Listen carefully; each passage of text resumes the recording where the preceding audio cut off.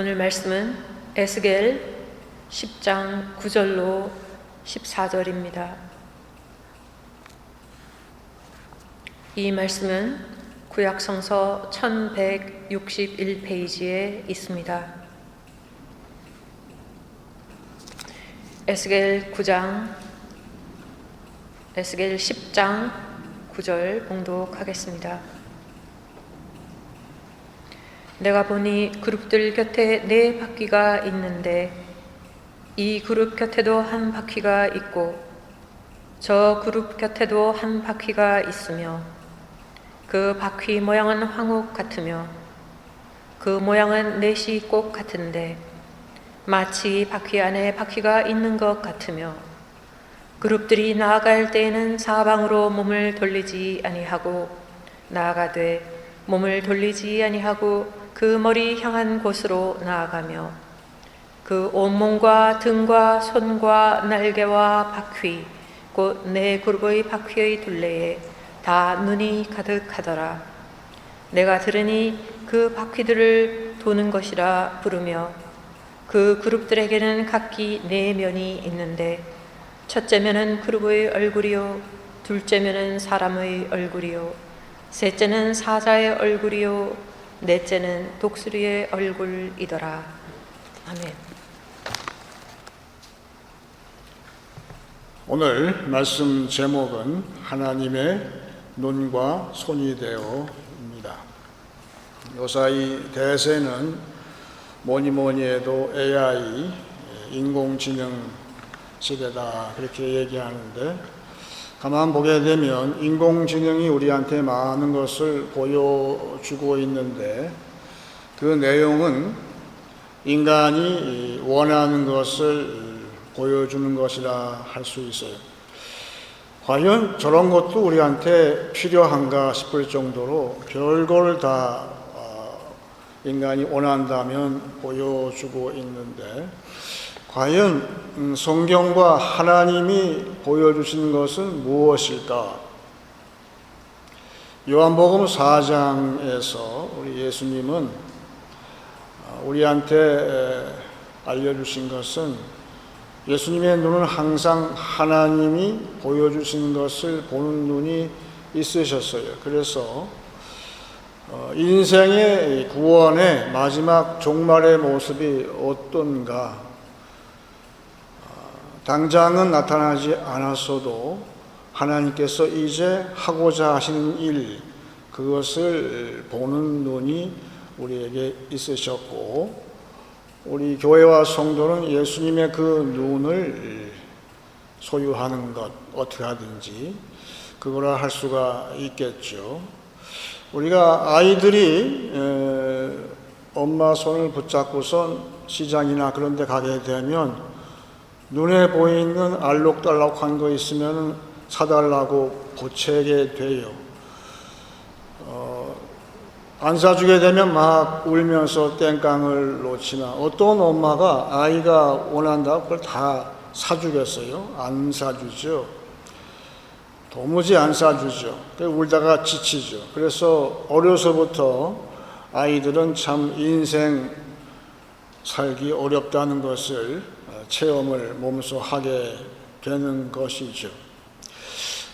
그런 것처럼 예레미야 선지자로 부름받은 게 아주 어리다고 본인이 예레미야서 1장에 이야기를 하고 있죠. 몇 살인지 모르겠지만 아마 사춘기 때 정도 됐을까요?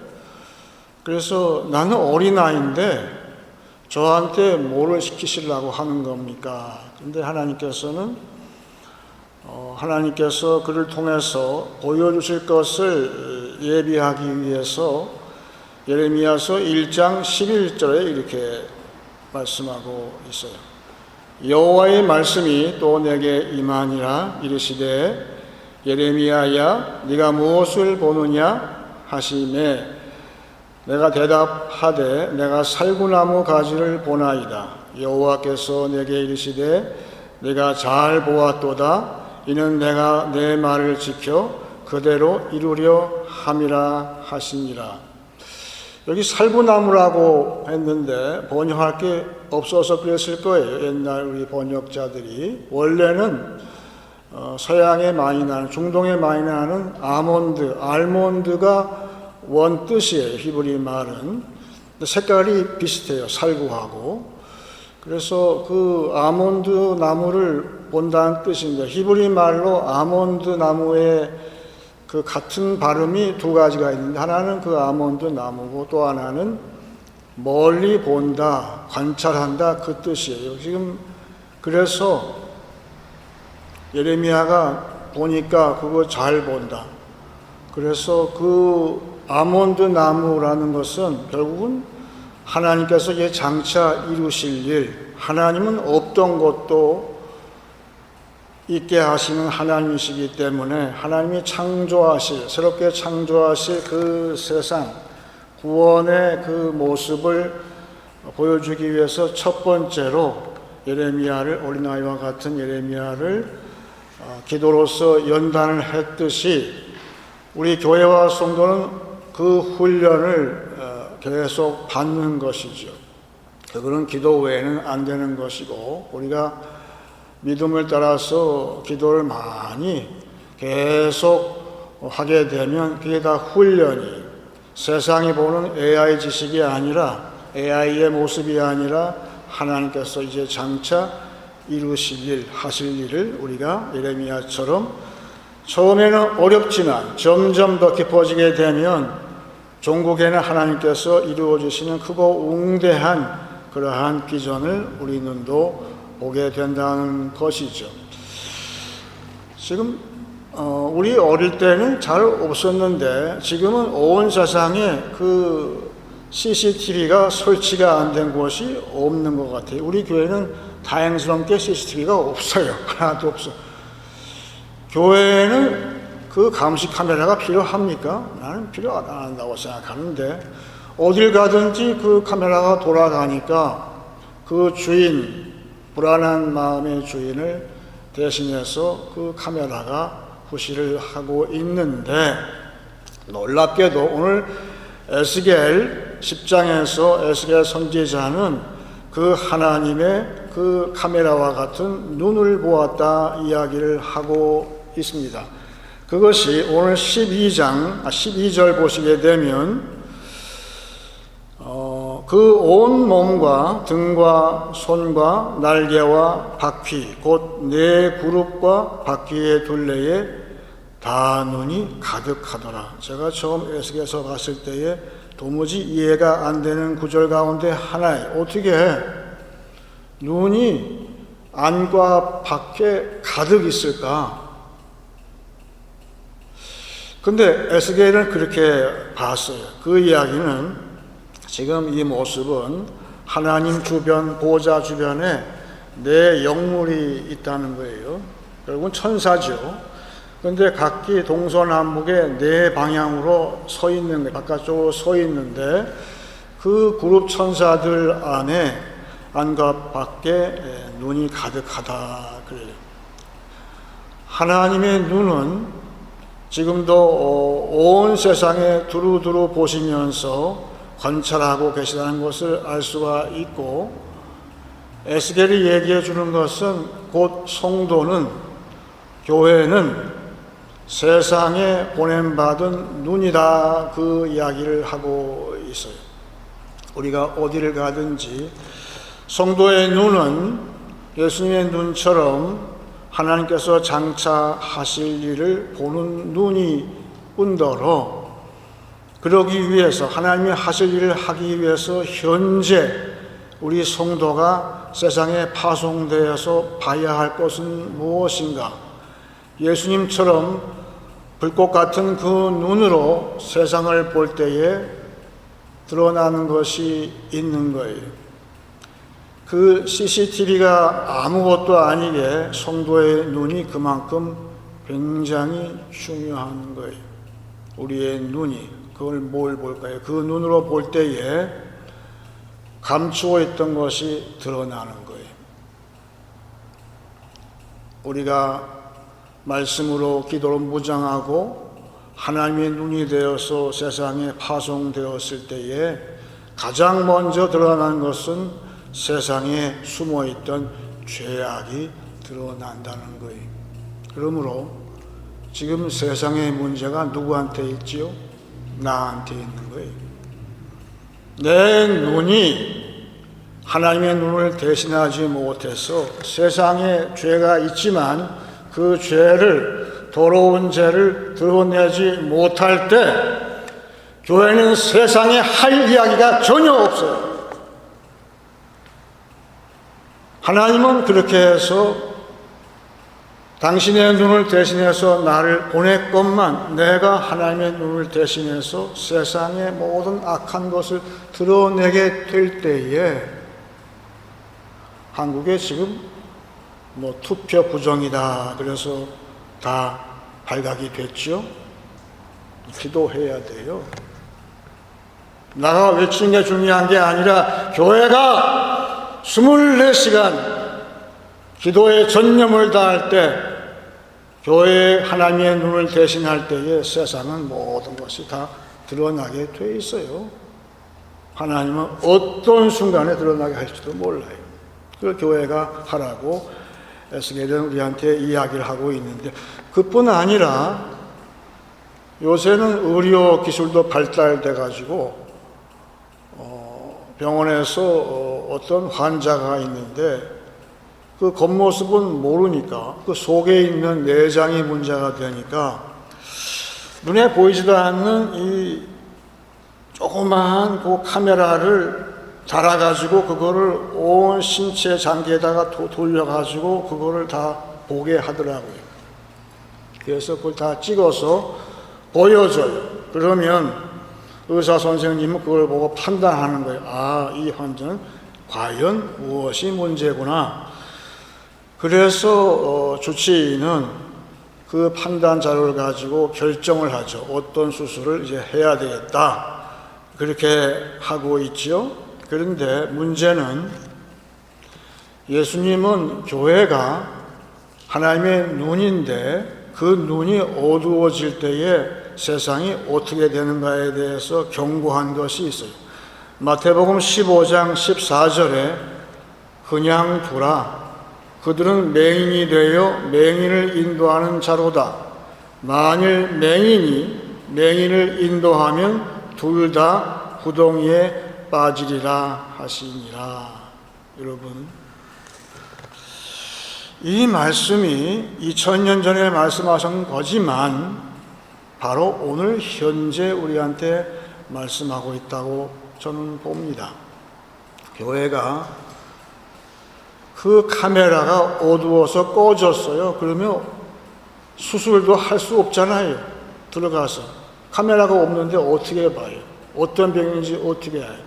다행히도 의사 선생님은 발달된 의술을 가지고 의료 장비를 가지고선 어떠한 중병 환자도 몸에 들어가서 겉에 안 나타나는 그 질병을 찾아내듯이 하고 있는데 교회가 봐야 할 것은 그런 것이 아니에요. 하나님은 뭘 보시죠? 외모를 보시는 것이 아니라 사람의 중심을 보신다 그래요. 문제는 지금 걸어다니는 사람들의 중심을 교회가 못 보는 게 문제예요. 그 눈이 있어야 돼요. 중심이 뭐냐? 중심에 뭐가 있냐? 그거를 보는 눈이 있을 때에 교회는 세상을 진단할 수 있어요. 진단이 돼야 그 다음에 어떤 치료를 할지에 대해서 결정을 할 거 아니에요. 그런데 놀랍게도 오늘 에스겔은 그 이야기를 하고 있어요. 하나님의 눈이 되어서 세상을 보는 천사들처럼 되었을 때에 온 천사의 안과 박에 눈이 가득할 때 드디어 하나님께서 원하시는 것을 다 보는 거예요. 다 봤을 때에 그 다음에는 하나님의 손이 나오더라 그 얘기예요. 오늘 말씀 보게 되면 천사의 모습이 나오는데 마지막 14절을 제가 읽습니다. 그룹들에게는 각기 4면이 있는데 첫째 면은 그룹의 얼굴이요, 둘째 면은 사람의 얼굴이요, 셋째는 사자의 얼굴이요, 넷째는 독수리의 얼굴이더라. 저는 이 말씀을 제 나름대로 해석을 깊이 하려고 애를 썼는데, 말하자면 하나님 주변의 내 영물처럼 하나님은 이 세상을 고치시는 외과 팀이 4팀이 있는 거예요. 근데 오늘 마침 주치의 팀이 소예요, 소. 여기 보면은 지금 주 활동하는 것은 하나님의 손으로 마치 의사 선생의 손처럼 그 일을 하는 그러한 천사가 소라는 뜻이에요. 그러면 여러분, 병원에는 많은 의사분이 있지요. 그런데 주치의는 딱 한 사람이에요. 만약에 수술을 하는데 A라는 주치의가 있는데 B가 나서서 에이, 그렇게 하면 돼? 나는 달리 생각하는데 그럴 수 있어요, 없어요? 있죠. 그런데 에스겔은 얘기하기를 성령이 총병원의 감독이에요. 성령이 이번에는 A가 주치가 돼서 소처럼, 소는 뭐지? 자기를 희생하고 항상 묵묵히 모든 짐을 두벅두벅 걸어가는 소가 이번에는 네가 주치가 돼서 하라고 했을 때에 다른 새, 누구예요? 사람의 지혜, 그리고 사자의 용맹, 독수리의 비전, 높이 올라서 보는 비전, 딱 움켜쥐면은 놓지 않는 독수리, 이 세 천사가 그 주치되는 소에 하는 일을 협력을 하더라, 그 얘기. 교회도 이렇게 하는 거예요. 교회에서, 당회에서 어떤 결정을 할 때에 다른 사람은 의견이 있을 수 있어요. 근데 성령이 하나 되게 해서 그 주된 팀, 이번에 나가는 그 소에 역사하는 그 사역의 팀을 다 측면 지원을 해 줄 때에 그 교회는 잘 될 수밖에 없잖아요. 반대가 없으니까. 속에는 반대가 있을 수 있어요. 하지만 성령이 나를 감동 주셔서 이번에는 소팀이 하라고 그래. 그거예요. 똑같아요. 세상에도 주치의는 딱 하나가 돼서 그렇게 일을 하더라, 그 이야기를 하고 있지요.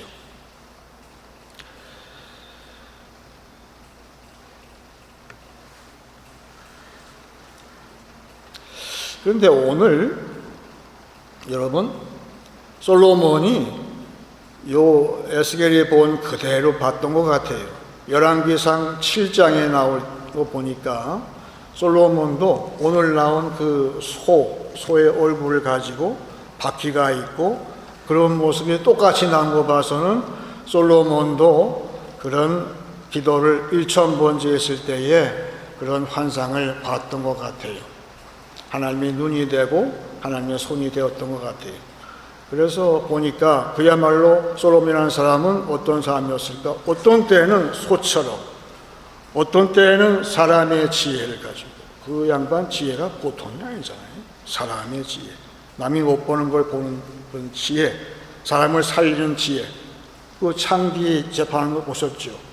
그 지혜가 어디서 나왔어요? 사람의 지혜가 출중하고, 그리고 때로는 왕으로서 천지를 호령하는 사자처럼, 그야말로 솔로몬의 그 계단에 사자가 이렇게 있다고 그랬잖아요. 사자의 모습도 있고 독수리의 모습도 있고 멀리 보는 그런 모습을 솔로몬이 보여주고 있듯이, 문제는 에스겔도 봤고 솔로몬도 봤는데 문제는 우리한테 있어요.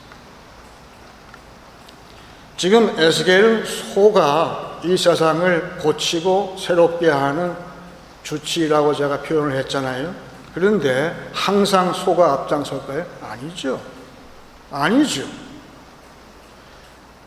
교회와 성도가 지금 하나님의 눈, 곧 예수님의 눈이 되어서 세상을 관찰을 해 봤을 때, 진단 결과가 나왔을 때, 이번에는 소 대신에 사람, 인공지능의 지혜가 아니라 사람을 살리는, 영혼을 살리는 그 지혜에 출중한 사람의 친히 앞장서거라. 그 판단을 해줘야 돼, 성령께서. 원천적으로 예수님의 눈이 없을 때에는 소용이 없잖아요. 때로는 이 세상이 교만한 자가 너무 많아요. 그래서 호령할 수 있는 사자의 앞발로 들면은 누가 당하겠어요? 당할 자가 없어요. 그 앞발 한 대 치게 되면. 그 정도로 호령할 수 있는 사자가 네가 앞장서거라. 그 판단도 성령이 하시는 거예요. 그리고 이 시대가 아무것도 볼 수 없을 때 매일 먹고 산 게 바빠가지고 오늘 주식이 얼마나 올랐을까, 매일 그러고 있으면 되겠어요? 아니잖아요. 교회는 그럴 때 멀리 보게 해줘야 돼. 어디까지 멀리 보게 해줘야 됩니까? 하나님의 심판대까지 봐야 돼요. 마지막에 심판이 있다는 사실을, 그 심판 보호자가 있다는 사실을 교회는 봐야 되는 거예요. 볼 수 있어야 돼. 그게 계시록이에요. 계시록의 마지막을 볼 때에 초대교회의 성도는 그 마지막을 볼 때에 그 세상은 하나님께서 원하시는 그 구원의 계획에 동참하고 교회로. 왜 교회가 부흥이 안 될까요? 교회가 마지막에 하나님의 구원의 마지막, 예수님께서 아까 얘기한 요한복음 4장에서 본 것처럼 추수하는 그때를 교회가 바라보고 있을 때, 그럴 때 세상은 따라오지 말라도 따라오게 돼 있어요. 그게 교회가 봐야 해요. 그래서 오늘 에스겔은 우리를 대신해서 앞서서 하나님의 눈, 하나님의 손, 그 역사, 예수님의 눈과 성령의 인도하심을 따라서 이 세상을 고치라고, 너희가 그렇게 하라고 우리를 권면하고 있는 것이죠. 이제 말씀을 정리하겠습니다. 하나님이 보여주신 것을 나도 보기 원합니다. 기도로 그 훈련 받기 원합니다. 어두워진 세상에 파송된 하나님의 눈 되기 원합니다. 하나님의 눈으로 보고 하나님의 손으로 사용되기 원합니다. 하나님의 눈과 손이 되어 하나님의 천사로, 사자로 사용되어지는 한 주간 되시길 축원합니다. 이제 찬송 213장 하겠습니다.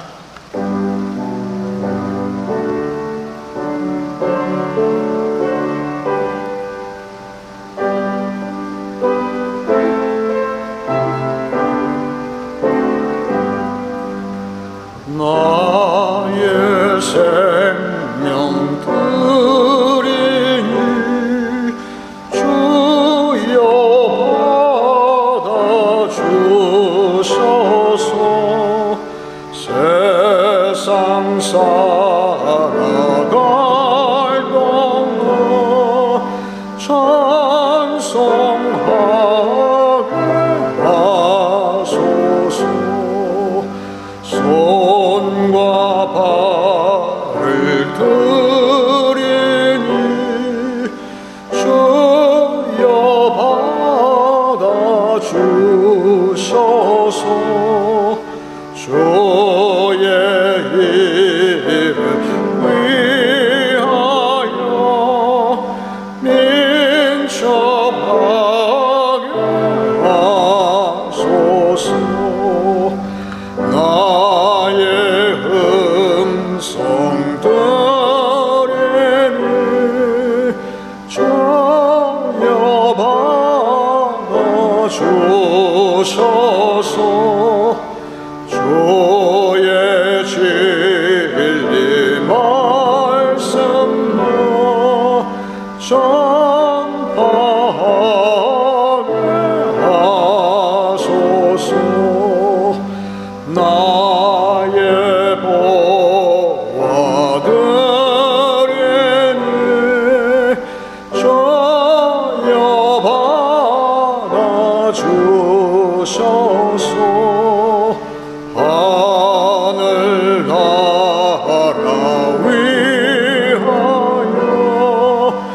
주 뜻대로 쓰소서. 나의 시간들이니 저여 받아주소서. 평생 도록 주 위해 봉사하게 하소서.